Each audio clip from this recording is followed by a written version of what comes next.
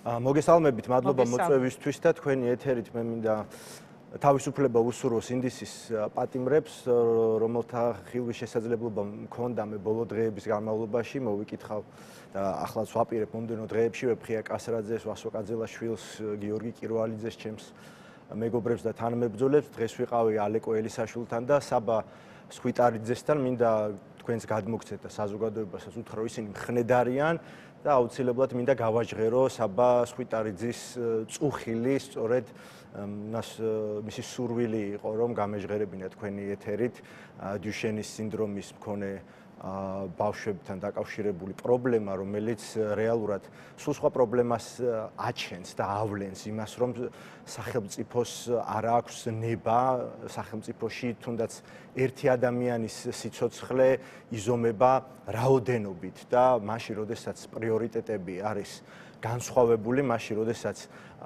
პრიორიტეტებში თუნდაც ბიუჯეტირებულ პრიორიტეტებში იკვეთება, რომ შესაძლებელია მილიონები დაიხარჯოს, არ ვიცი, ავტომობილების შეძენაში, პოლიციის დღის აღნიშვნაში, შეიძლება დაიხარჯოს ახალი ფრაქციების შექმნაში, საკრებულოებში, განათებებში, რომელიც ძალიან კარგია, მაგრამ როცა ბავშვების სიცოცხლეს ეხება საქმე, უიშვიათესი დაავადება არის და სულ რამდენიმე ბავშვია რეალურად საუბარი. 100-მდე ბავშვია. 100-მდე ბავშვია. მესმის რომ მკურნალობა არის შეიძლება ცალკეღებული ძვირი, მაგრამ როდესაც სახელმწიფო შეკვეთას აძლევს, იქ სულ სხვა ფასებზე არის საუბარი და რაც არ უნდა იყოს ეს სახელმწიფოსთვის პრიორიტეტების აღრევაზე მეტყველებს, არანაირად არ არის ეს ისეთი თანხა, რომელთაც ჩვენ შეიძლება რისკის ქვეშ დავაყენოთ ამ ბავშვების სიცოცხლე და მნიშვნელოვანია, რომ ეს მშობლები დგანან ყოველდღიურად და თავიანთ პროტესტს გამოხატავენ, ისევე როგორც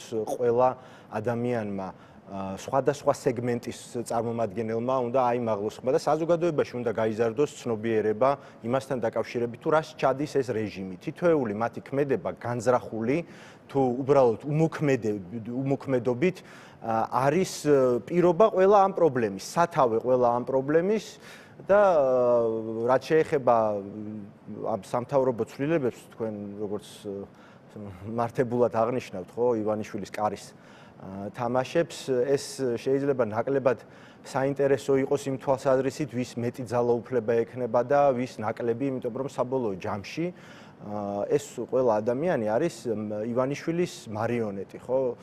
აი ამ კადრებს, როდესაც უყურებთ, სასაცილო არის ერთი მხრივ, რომ საუბრობენ იმ დიდ მიღწევებზე და რეფორმებზე, რომელიც აი მაგალითად ამ პიროვნებამ მამუკა მდინარეძემ თურმე ბოლო რამდენიმე თვეში გაატარა და აი ჯერ არ ვიცი ვის უყრიან ამ საკენკს, როგორ შეიძლება რომელიმე უწყებაში, მით უმეტეს სუსში რამდენიმე თვეში რაღაცას მიაღწიო.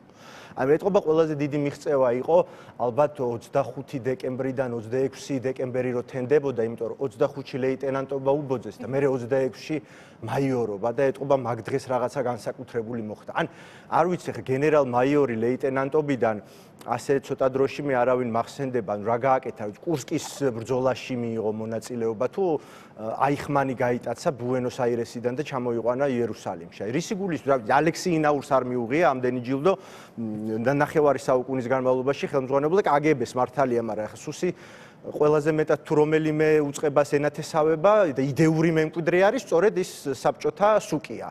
იმის ნაცვლად რომ დაძდევდნენ მართლა ქვეყნის უსაფრთხოებას და აი ამ რეგიონში რო ვცხოვრობ და ამ დღევანდელობაში რო ვცხოვრობთ, ამაზე ზრუნავდნენ, მე დარწმუნებული ვარ, რომ არიან სუსშიც ისეთი მუშაკები, რომლებიც თავისი, რა ვიცი, იდეოლოგიით წავიდნენ იმის გამო, რომ რაღაც ქვეყნის მტრები გაანეიტრალონ. ხა სუსი თვითონ რომ მონსტრი ორგანოა და მონოლითია, ამაზე აღარ ვსაუბრობ და როგორი უნდა იყოს სუსის მოწყობა. პოლიტიკური ინსტიტუტია, რომელზეც გარს. ანუ კონტრდაზვერვაც მას ეხება, ისიც ამას ეხება, ამას ეხება. ხა არიან მუშაკები, რომლებიც ვიღაცეების ბოდიში და თეთრეულზე არიან მიჩენილები და პირადი ცხოვრების თვალთვალზე, რომ შემდეგ კომპრომატ წარმატებად გამოიყენონ ისე საუკეთესო ტრადიციებით ბრჭყალებში, თუნდაც წინა ხელისუფლების და ისევ საბჭოთა კავშირის, მაგრამ აი ახლა ბოლო პერიოდში ყველაზე დიდი მიღწევა იყო აი ფასებზე კვერცხის ფასის დევნა ალბათ, ხო, 5 თეთრით, რომელიც გაიაფებულა, თურმე აღმოჩნდა, რომ მარტის ბოლოს ისევ გაძვირდა კვერცხის ფასი, ისევე როგორც ყველა დასახელების სურსათზე გაძვირდა ეს ფასები, ეს მთელი მასკარადი და პოპულისტური შოუ სულს რა ესაქმება ფასების რეგულირებასთან, აი ძალიან მაინტერესებს. ისიც შოუა, რა თქმა უნდა, ეს მათი საპარლამენტო კომისიაც ბიზნესმენებთან შეხვედრების, აგერ მარტისთვის ინდექსი, ინფლაციის ინდექსი სურსათზე 7.5%-ით არის გაზრდილი და აი ეს კვერცხის ფასიც კი გაიზარდა, რომლითაც ასე ამაყობდნენ და თან იმ დროს, როდესაც ამ კომისიამ მუშაობა დაასრულა და ეხლა ეს უარესი იქნება მომდევნო თვეში, იმიტომ რომ 1 აპრილიდან იცით რომ დენის ფასი ივანიშვილი 2012 წელს თქვენ კარგად გეხსოვებათ განახევრებას პირდებოდა საზოგადოებას ელექტროენერგიის გადასახადის 33%-ით გაიზარდა და ეს ახლა აისახება საქართველოში პროდუქტი ჯერ რას ვაწარმოებთ პროდუქტის წარმოების ინდექსი არის გაზრდილი რა თქმა უნდა ელექტროენერგიის და საწვავის გარეშე არც ერთი წარმოება არ არსებობს და მათი ტარიფის ზრდა ბუნებრივად იწვევს პროდუქციის ზრდასაც, ლოგისტიკის ზრდასაც და ეს ყველაფერი ადამიანებს საკუთარ ჯიბეზე დაეტყობათ. უკვე ეტყობათ, ყველა გრძნობს აბსოლუტურად. მე მგონი რომ ყველამ გადასარევად იცის რომ ეს არის უბრალოდ სანახაობა შეთავაზებული.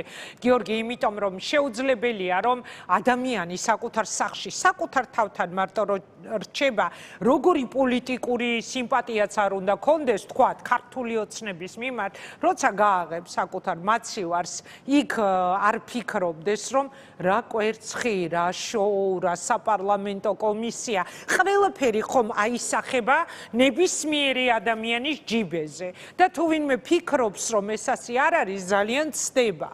სხვათა შორის აი თქვენ ახლა მიადექით ამ თემას შოუ სანახაობა და არ არის გამორიცხული რომ ეს სამთავრობო ცვლილებებიც რაღაც ინტერესის გადასატანად ერთი ვერსია ასეთია, ხო?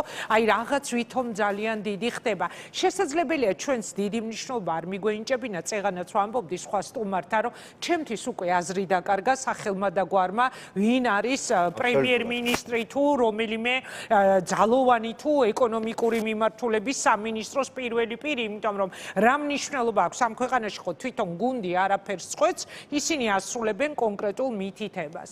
ამიტომ დიდი მნიშვნელობა შეიძლება არ მიგვენიჭებინა, მაგრამ გაჩნდა ასეთი ვარაუდი, რომ შესაძლებელია აი იმდენად დიდ კრიზისშია ეხლა ქართული ოცნება, რომ უწევს უკვე ირაკლი კობახიძის დროც მოვიდა და უწევს შესაძლოა ივანიშვილს, რომ რაღაცნაირად ყველაფერი ცუდი, რაც ამ პერიოდს უკავშირდება, დააბრალოს ივანიშვილს და თვითონ თქვას, რომ ის არაფერ შუაშია, რომ ეს იყო, რაც მოხდა ივანიშვილი უკაცრავად კობახიძის და მისი კადრების დამსახურება. აი ამდენად არის ეს ძალიან საინტერესო. მაგაში რა თქმა უნდა გეთანხმებით, ივანიშვილი არის ძველი 90-იანი წლების რუსეთის ყაიდის კაცი, ის პოლიტიკოსი ვერ გახდა, რა თქმა უნდა. მიუხედავად იმისა, რომ ცენტრალურ როლს ასრულებს დღევანდელ დღეს ქართულ ძალაუფლების პოლიტიკაში, როგორც მინიმუმ, მაგრამ ის არის ასეთი მიდგომების კაცი, აი დავაკვირდეთ 14 წლის განმავლობაში, მას მერე როგორ მოდიოდნენ და მიდიოდნენ პრემიერ-მინისტრები. ირაკლი ღარიბაშვილმა პირველი პრემიერობის დასასრულს განაცხადა, რომ მან თავისთავი ამოწურა.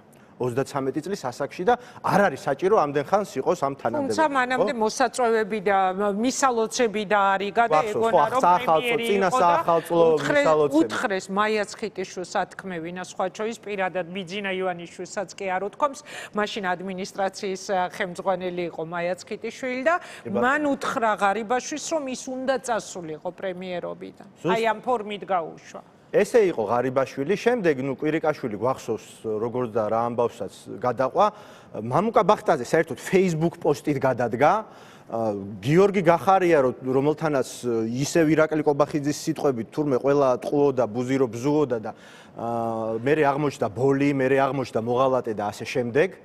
შემდეგ ისევ ღარიბაშვილი და ღარიბაშვილი სად არის ყველანი ვხედავთ ხო თურმე ვინც იყო მათი დესპანი საზოგადოების თვალში როგორც მინიმუმ ქართული ოცნების ერთ-ერთი ყველაზე მართლაც პირველი და ერთგული თითქოს ჯარისკაცი აღმოჩნდა, რომ სისტემური კორუფციაში იყო ჩართული, ისევე როგორც ლილუაშვილი, ვიზეც იდგა, ხო, ის სვეტები, პერსონალური სვეტები, ვიზეც იდგა რეჟიმი ივანიშვილის შემდეგ. და ახლა არის ირაკლი კობახიძე, რა თქმა უნდა, ეს ბოლო პერიოდი ირაკლი კობახიძის პრემიერობა ხო საერთოდ ყველაზე ცუდ პერიოდს ემთხვევა საქართველოს ისტორიაში, მთელი ეს სიბინძურე, რუსული კანონიდან დაწყებული, მთელი ეს 28 ნოემბრის განცხადება, მიტაცებული არჩევნები, სრული იზოლაცია ამ ქვეყნის, აი პარალელურად თქვენ ახლა ამ ეკრანზე რა კადრებიც გადის, ხო, აი ეს არის ირაკლი კობახიძის ბიოგრაფიის დახასიათება, ხო? ალიევი, ხო, აი ეს კადრი ზუსტად. ეს მთელი სიბინძურე, მათ შორის ანტიდასავლური ნარატივი, ელჩებზე იერიშები, ყველა ეს ნაბიჯი იზოლაცია ქვეყნის და ლეგიტიმაცია, რომ არა აქვს მინიჭებული აი დღევანდელ ხელისუფლებას, არის სწორედ ამ ადამიანის პირით გახმოვანებული მათ შორის, პირველ რიგში. შესაბამისად, მე არ გამოვრიცხო, მე არ მინდა რაღაც მარჩიელობასავით გამომივიდეს. ხო, ძალიან ლოგიკური იქნება, რომ ის მოიცილოს, თუმცა არანაირი მნიშვნელობა ამას არ აქვს. ივანიშვილი, აი ეს კაცი არის ცენტრალური ფიგურა, რომელიც მართავს და რომელიც არის პასუხისმგებელი. შეიძლება რაღაც განზრახვა, კი არავის უხარ, მე არ მგონია, რომ რომელიმე ადამიანს უნდადეს თუნდაც აი დიუშენის სინდრომის მქონე ბავშვით გარდაცვალება. ეს ვის შეიძლება უნდადეს? ისევე როგორც აი ვაკის პარკში რომ ბავშვი გარდაიცვალა მარიტა, არავის არ უნდოდა ეს, მაგრამ პასუხისმგებლობას ხო აქვს სხვადასხვა გრადაცია, არსებობს დაუდევრობა, არსებობს უმოქმედობა. ყველაფერზე პასუხისმგებელი არის ქართული ოცნება და ეს უნდა იცოდეს საზოგადოებამ. ეს სამეფო კარის თამაშები შეიძლება ნაკლებად აინტერესებდეს რიგით მოქალაქეს. თქვენ რაც ბრძანეთ, აი საინტერესებს, ცარიელი მაცივარი აინტერესებს. მაგრამ ჩვენ ის უნდა დავანახოთ, რომ ეს ყველაფერი ერთმანეთთან, აი როგორც ჯაჭვის რგოლები ისე არის გადაბმული. ქვეყანა რომ მათ იზოლაციაში წამოიყვანეს, საგარეო იზოლაციაში, დასავლეთის რომ ზურგი შეაქციეს და რუსეთის პირისპირ დატოვეს, იმის გამო არის ქვეყანაში რაც ხდება. ფასების ზრდა იქნება, ეს ეკონომიკა რომ მთლიანად მომპალი სისტემის ნაყოფია, ხო? ჩვენ არაფერს არ ვაწარმოებთ, არც წიაღისეული გვაქვს, არც ნავთობი გვაქვს, არც მინერალები, ვართ დამოკიდებული იმპორტზე და ექსპორტი არის რაღაცა ნახმარი მანქანები, რაც გაგვაქვს, ხო? ყირგიზეთში და ისიც სადმიდის კიდევ კაცმა არ იცის რუსეთში. აი ეს ყველაფერი თითოეულ ადამიანს რომ ეტყობა თავის ჯიბეზე, აი ეს უნდა იცოდეს საზოგადოებამ და სამწუხაროდ საზოგადოებამ ეს არ იცის. და თქვენ მანამდე რაზეც საუბრობდით, ხო, ანაკლის პორტი, ესეც ყველა ადამიანს ეხება, არა მხოლოდ იმიტომ, რომ ჩვენი როგორც მოქალაქეების უსაფრთხოება უნდა იყოს დაცული, არამედ იმიტომაც, რომ ანაკლია რომ ყოფილიყო დღეს, საქართველოს ეკონომიკა იქნებოდა სულ სხვაგან. იქნებოდა 10,000 სამუშაო ადგილი აშენებული, 2020 წელს უნდა შემოსულიყო, ხო? აი ის არის რენდერი ისე ეკრანზე, პირველი გემი. 75% გემების ვერ შემოდის საქართველოში, იმიტომ რომ არ გვაქვს ღრმაწყლოვანი პორტი, ხო? რეალურად. ეს არის ეროვნული მნიშვნელობის პროექტი და არა ბიზნეს პროექტი, როგორადაც ცდილობდა ივანიშვილი რომ წარმოედგინა და ხაზარაძე ჯაფარიძის რაღაც პერსონალურ ბიზნეს ინტერესებამდე დაიყვანა. მე მგონი თქვენს ეთერში თქვა მამუკა ხაზარაძემ, ხო, ივანიშვილის სიტყვები, რომ რა უნდათ ამერიკელებს შავ ზღვაშიო, ხო? ეს არ უყვიათ თვითონ ქართულ ოცნებაში, ცოტა ხნის წინ პაპუაშვილმა თქვა, რომ კი ესო თქვაო, მაგრამ ფაქტია, რომ ვერ დაბაინტერესეთო ინვესტორებიო. როგორ უნდა დააინტერესოს ჯერ ერთი პაპუაშვილმა ვინ უნდა დააინტერესოს დღედაღამე დასავლეთის, ამერიკის და ევროპის და ელჩების გინებაში არის დაკავებული ფორმალურად პარლამენტის სპიკერი. მაგრამ ფაქტია, რომ პრიორიტეტი არ არის ანაკლია ქართული ოცნების. მიუხედავად იმისა, რომ ამბობენ, რომ აი ჩვენ ავაშენებთ. კარგი, ის კონსორციუმი წავიდა. ჩინელები ააშენებენო, ჩინელებსაც არ მისცეს. სახელმწიფო ააშენებსო, არც სახელმწიფო ააშენებს. პრიორიტეტებზე რომ საუბრობდი ცოტა ხნის წინ, მათ შორის აი ამ აქაც გამოიხატება ეს სიმპტომი, რომ 2026 წლის ბიუჯეტში 100 მილიონით შეამცირეს წყლის ინფრასტრუქტურის სამუშაოების დაფინანსება, რომელიც თავდაპირველ ინიცირებულ ვარიანტში იყო ანაკლიაში. ანუ ეს რას ნიშნავს? ეს იმას ნიშნავს, რომ მათ არანაირი განზრახვა რეალური ანაკლიის აშენების მიმართულებით კონკრეტული ნაბიჯები რო გადაიდგას, არ აქვთ. საბედნიეროდ ჩვენთვის გაიხსნა კიდევ ერთი ფანჯარა, რომელიც ცოტა ხნის წინ ასე არ ჩანდა, ხო? ტრამპი როდესაც მოვიდა, იყო თითქოს ესეთი მოლოდინი, რომ მას აინტერესებს მხოლოდ დასავლეთი ნახევარსფერო და ის დოქტრინა და მაკინლის და ასე შემდეგ და აქეთ მხარეს თითქოს არ იყურება, მაგრამ არათუ აქეთ ნახევარ სფეროში, არამედ ჩვენი საზღვრიდან რამდენიმე ასეულ კილომეტრში აღმოჩნდა, რომ ტრამპის უდიდესი ინტერესია და ამერიკის უდიდესი ინტერესია. ანაკლიის მიმართ რო არის ინტერესი, ხო, ამერიკის და უშუალოდ ტრამპის ადმინისტრაციის ეს პირველი პრეზიდენტობის დროსაც გამოჩნდა, გახსოვთ თქვენ, მაიკ პომპეო აქ იყო ჩამოსული და პირდაპირ განაცხადდა ეს სპორტი უნდა აშენდეს. ისიც ხო ტრამპის მესამე პირი იყო, ხო, მის ადმინისტრაციაში და ამას გადაყვა სხვათა შორის ისე ვის ბახტაძე, ესეც გავახსენოთ საზოგადოებას. ანაკლიას გადაყვა ბახტაძე და კვირიკაშვილი. და ახლა გაჩნდა ხელმეორედ ეს ფანჯარა ჩვენს რეგიონში ორი მტრული სახელმწიფო აზერბაიჯანი და სომხეთი, ჩვენი მოძმე და მეგობარი სახელმწიფოები, რომელიც ერთმანეთის მტრები იყვნენ და ვერავინ ვერ წარმოიდგენდა, რომ ისინი თუნდაც ერთ მაგიდასთან დასხდებოდნენ. დაასხა ამ კაცმა თავის მარჯვნივ და მარცხნივ, მოაწერინა ხელი მშვიდობაზე, დააღწია სომხეთმა პირველ რიგში რუსეთის საგარეო ვექტორს და ორბიტას თავი და შეიქმნა ტრამპის სახელობის გზა საერთაშორისო მშვიდობისა და კეთილდღეობისთვის. ჩვენ ახლა ხშირად ვამბობთ ხოლმე ტრიპიო, მაგრამ ჩახედულმა ადამიანებმა იციან საზოგადოებას კიდევ ერთხელ მინდა რომ განვმარტო. ეს გზა ტრამპის სახელობის არის, ასე ჰქვია, დღევანდელი გეოპოლიტიკური ვითარება და თუ გნებავთ მოდა და არ ვქვით, არ ვიცი, ტენდენცია ესეთია. ტრამპის სახელი ჰქვია და სწორედ ეს იყო ჩვენი ინიციატივაც, რომ ანაკლიის სპორტი ამ ტრამპის სახელობის გზის კარიბჭე გამხდარიყო. შუა დერეფნის, რომლის შესაძლებლობაც გვაქვს, ხო? ჩვენ არ ვართ თუნდაც აზერბაიჯანისნაირი ქვეყანა რომ გქონდეს ნავთობი, გაზი, ჩვენ გვაქვს ადგილმდებარეობა, ჩვენ გვაქვს შავ ზღვაზე გასასვლელი. ჩვენაირი ქვეყნები, ხო, ასეთი გეოლოკაციით არსებობენ. პანამა სხვა კი არაფერს არ წარმოადგენს. ის პანამის არხი არის და აიმით ცხოვრობს მთელი სახელმწიფო.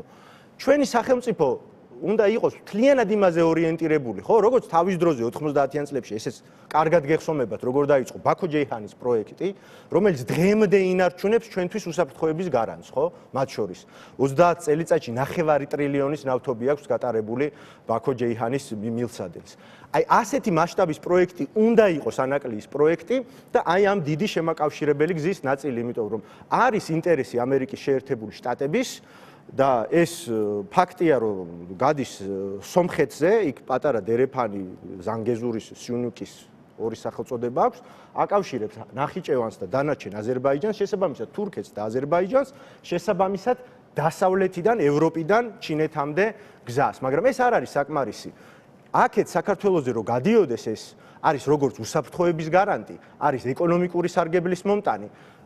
ათობით ათასი სამუშაო ადგილის რა იმედი გაქვთ ეხლა რომ აი რამით კიდევ შესაძლებელია დააინტერესოთ ოცნება თუ ვიდრე არის ივანიშვილი და ოცნება მანამდე ეს პროექტი უბრალოდ არ ვერ განხორციელდება. ეს ძალიან მნიშვნელოვანი საკითხია. ორ რად უნდა გავმიჯნოთ. პირველი უნდა ხაზგასმით აღინიშნოს რომ ანაკლიის პროექტს არ აქვს მნიშვნელობა ვინ ააშენებს, იმდენად სჭირდება ჩვენს ქვეყანას და ეს ყველანაირ სხვა ინტერესზე უფრო მაღლა დგას. ეს არ არის ბიზნეს პროექტი. მაგრამ რა თქმა უნდა, ქართული ოცნების ნაბიჯებიდან ჩვენ ვხედავთ რეალობას და მოცემულობას. აი დღეს ჩემი გუნდის წევრები იქ რო იყვნენ, ნახეს რომ არაფერი არ არის, არაფერი არ კეთდება. ისევე როგორც ცოტა ხნის წინ ჩამოსული იყო პიტერ ანდრეოლი, სახელმწიფო მდივნის წარმომადგენელი ამერიკის შეერთებული შტატების სახელმწიფო დეპარტამენტის და ისე რომ პროტოკოლში არც კი ყოფილა გაწერილი, ის წავიდა ანაკლიაში და თავისი თვალით ნახა გაგიჟებული იყო კაცი, ის ხო შეხვდა ჩვენს მათ შორის ოპოზიციასაც. არაფერი არ ხდებაო აქო. ყველაფერი არის საპნის ბუშტი ქართული ოცნების ხელში. თუმცა ისიც უნდა აღინიშნოს, რომ ეხლა ბიძინა ივანიშვილი როგორ მოქმედებს, ხო? ცოტა დიდ სურათს რო შევხედოთ, რუსეთში არ არის ფლად კარგად საქმე, მან ფსონი გააკეთა იმაზე, რომ ძალიან სწრაფად რუსეთი დაასრულებდა ომს უკრაინაში. ნუ ამითი ომის პროპაგანდით ხო ყვება და ყვება ეს თავისი ელექტორატი შეიძლება, მაგრამ ნუ ხედავთ რა ხდება უკრაინაში, რა მდგომარეობაა, რამდენიმე დღის წინ ტუაფსეში რა ხდებოდა. ვერ არის რუსეთის პოზიციები ვერც იქ კარგად, ორბანი თავარი მოკავშირე დაკარგა ევროკავშირში. შესაბამისად სიტუაცია შეიცვალა. შესაბამისად სიტუაცია შეიცვალა. რა თქმა უნდა, ორბანი გარდა იმისა, რომ იყო რაღაცა მოდელივით, მისაბაძი მოდელივით ივანიშვილისთვის, ხო, იმიტომ რომ ძალიან მსგავსი ავტოკრატია ჰქონდა მასაც. ის გაცილებით უფრო მეტ ბერკეტს ფლობდა, იმიტომ რომ ევროკავშირის წევრი იყო, ვეტოს უფლება ჰქონდა. უკრაინისთვის ვეტოს 90 მილიარდს ბლოკავდა და ევროკავშირიც ვერ იღებდა შესაბამის საკანონმდებლო ცვლილებებს, იმიტომ რომ ამას თვითონ ორბანი ბლოკავდა. ის იძახდა თვითონ რომ მე ვარ თაგვიო, ხო? მას ვციტირებ, პუტინის თაგვიო. საქართველოს ესეც არ აქვს, ეს ბერკეტები არ აქვს. ის არც ალიევია ივანიშვილი, არც ორბანია. შესაბამისად, აი საითაც ქარი გადაიხრება, მას უწევს შესაბამისი ნაბიჯების გადადგმა. და ეს ნაბიჯები ჩემი აზრით უკვე იდგმება, მათ შორის აი მაგალითად პარტიების აკრძალვასთან მიმართებაში. ელოდებით რომ რეალურად შესაძლებელია აიკრძალოს მართლა ოპოზიციური პარტიები, იმიტომ რომ ის ვადა უკვე რომ იწურებოდა, ჩვენ მოვისმინეთ რომ ეხა ახალი ისარჩელი უკან გამოგვაქვს და ახალი ისარჩელი შეგვაქვს. ანუ უბრალოდ ესეც ომი გინდათ გარეჯი საქართველო აი ამ ტიპის ხაზი ხო არ არის, რითიც ცდილობენ რომ დააჯერონ საკუთარ მომხრეები, რომ ჩვენ ამათ ყველას ავკრძალავთ და თქვენ არ გქონდეთ შიში, ჩვენ ცვლილებები არ შეგვეხება. ანუ მართლა გაქვთ მოლოდინი, რომ შესაძლებელია აკრძალონ? ეს ძალიან მნიშვნელოვანი თემაა და გარდა პარტიების აკრძალვისა, იმ სარჩელში ძალიან სახიფათო ნაღმები არის ჩადებული რუსეთის არ გაღიზიანებასთან მიმართებაში, მათ შორის და იცით მთელი ეს წულუკიანის დასკვნა და ომი რო საქართველოს დაიწყო. ხო, რეალურად წულუკიანის დასკვნაზე არის. მარტო ამას ეფუძნება და ეს სამართლებრივ ნაწილში მე საერთოდ არ შევალ, მაგრამ ნახეთ 9 თვიანი ვადა თვითონ მოიგონეს. არაკონსტიტუციური კანონით სრულიად, რომელიც ჩვენ ლელომ გავასაჩივრეთ. სანამ ასაკრძალთა სიაში მოვხვდებოდით, იმიტომ რომ ეს დემოკრატიას უქმნის ფუნდამენტურ და ეგზისტენციურ საფრთხეს. მაგრამ გავიდა 6 თვე და საკონსტიტუციო სასამართლო, რომელიც რა თქმა უნდა მათი ერთ-ერთი დეპარტამენტია, ხო, ისევე როგორც ყველა სახელმწიფო უწყება, საერთოდ ნულოვანი რეაგირება აქვს. ანუ გამწესრიგებელი ხდომაც არ ჩაუნიშნავს, დასაშვებობაზეც არ უზრუნია.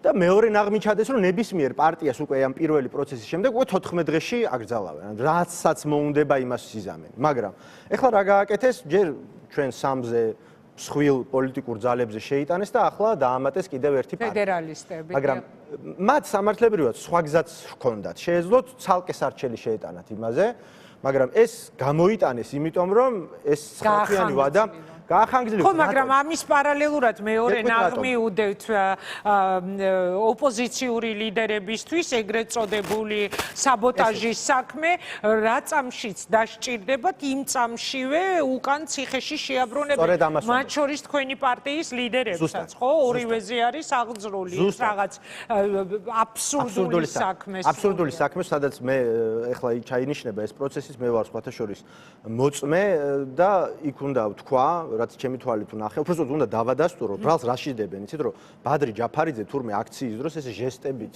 მოუწოდებდა ძალადობისკენ. ეგ ნაწილი მიყვარს ძალიან. ეს ძალიან კომიკური არის. საერთოდ მთელი ეს ბრალი ამაზე. ხო, რა, აი ისინი ცემეთ და აი ამათ მოლოტოვი ესროლეს. ნუ ასეთი სიგიჟე. ეს ყველაფერი, რა თქმა უნდა, პოლიტიკოსების წინააღმდეგ სისხლის სამართლის საქმეები და პარტიების აკრძალვა, ეს არის ერთი ნაყოფის ორი ტოტი და ბუნებრივია ეს დატოვებული აქვს, იმიტომ რომ წამოწყებული აქვს ეს ორი საქმე და ვინაიდან არიციან როგორ უნდა გაგრძელდეს და მით უმეტეს არიციან ახლა რა იქნება ამის ფინალი, გადაწყვიტეს რომ ახლა ვადა გადაწყვეტ. მაშინ როდესაც სამართლებრივად სხვა ბერკეტიც ჰქონდათ.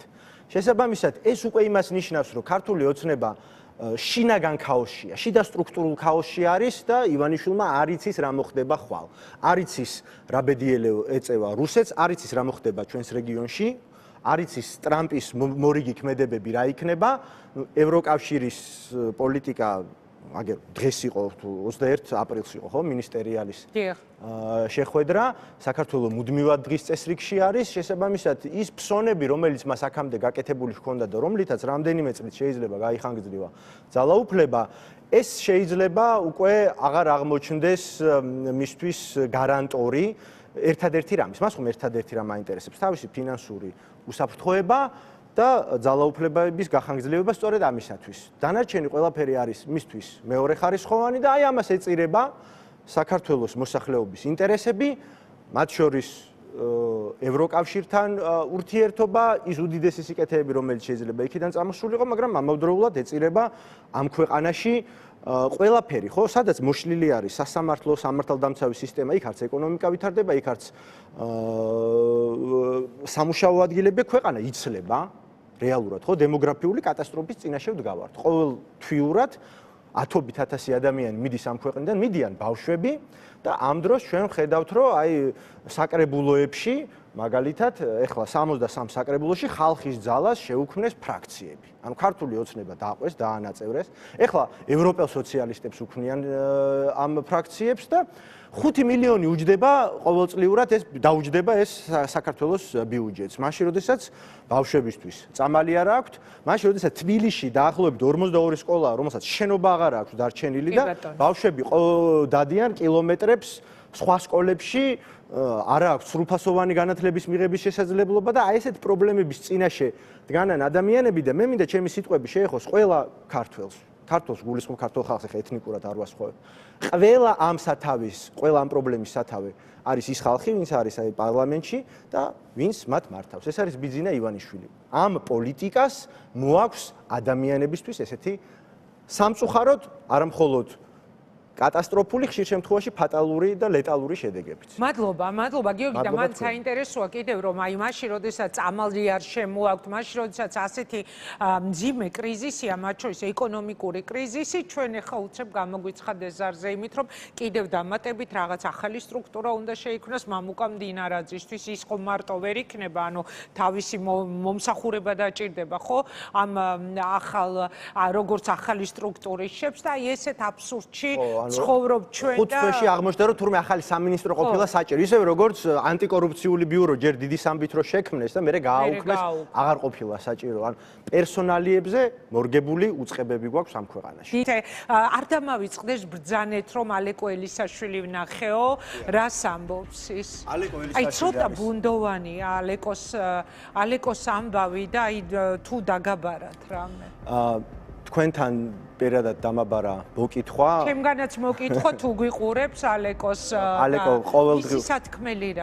ალეკოს სათქმელი არის ის, რომ ის გულშემატკივრობს იმ ბრძოლას, რომელშიც არის ქართული საზოგადოება, არამხოლოდ პოლიტიკური სპექტრი, თავის ბრალზე ან მას რაც აქვს ნათქვამი იმ ქმედებაზე მას აქვს ახსნილი, ხოლო ის საერთოდ ერთი წლის წინ რომ ვიღაცა წვავდა თურმე სასამართლოს შენობას და ახლა ყველაფერი უნდათ რომ ალეკო ელისაშვილს შეახოცონ და ტერორიზმი დააბრალონ, ეს ბუნებრივია, არის პოლიტიკური დევნა მის წინააღმდეგ, არ ვიცი ეს პერსონალურად ისე მდინარაძის შურისძიება თუ ვისი, ფაქტია რომ ყველანაირი გაგებით, მათ შორის გაეროს განმარტებით, ხო, პოლიტიკური პატიმარი და პოლიტიკური დევნილი შეიძლება იყოს ადამიანი, რომელსაც რაღაც ქმედება აქვს განხორციელებული, მაგრამ რა ბრალით არის კვალიფიცირებული, რა პირობებში უწევს ყოფა და რა ბედი ელის მას მით უმეტეს ივანიშვილის საპყრობილეში, ეს მას ხდის ბუნებრივია პოლიტიკური რეპრესიის მსხვერპლს.